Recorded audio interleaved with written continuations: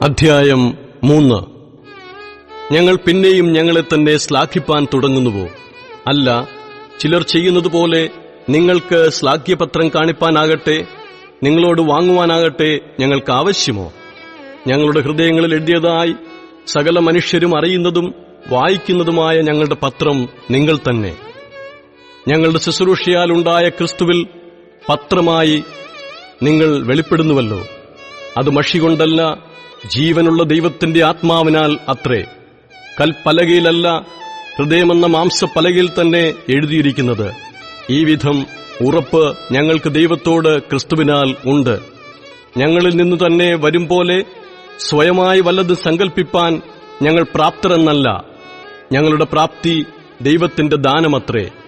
അവൻ ഞങ്ങളെ പുതുനിയമത്തിന്റെ ശുശ്രൂഷകന്മാരാകുവാൻ പ്രാപ്തരാക്കി.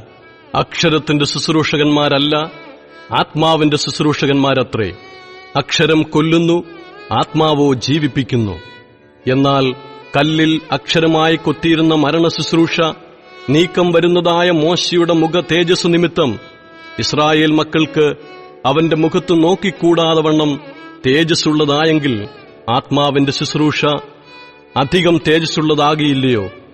ശിക്ഷാവിധിയുടെ ശുശ്രൂഷ തേജസ്സാകുന്നുവെങ്കിൽ നീതിയുടെ ശുശ്രൂഷ തേജസ്സേറിയതായിരിക്കും.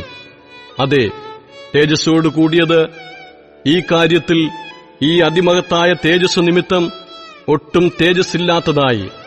നീക്കം വരുന്നത് തേജസ്സുള്ളതായിരുന്നുവെങ്കിൽ നിലനിൽക്കുന്നത് എത്രയധികം തേജസ്സുള്ളതായിരിക്കും.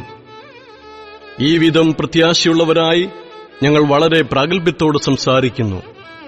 നീങ്ങിപ്പോകുന്നതിന്റെ അന്തം ഇസ്രായേൽ മക്കൾ കാണാതെ വണ്ണം മോശ തന്റെ മുഖത്ത് മൂടുപടം ഇട്ടതുപോലെയല്ല.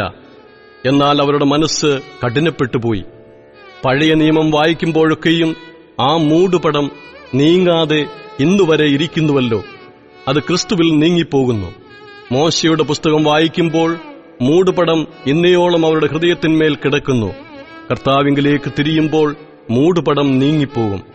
കർത്താവ് ആത്മാവാകുന്നു. കർത്താവിന്റെ ആത്മാവുള്ളയിടത്ത് സ്വാതന്ത്ര്യമുണ്ട്.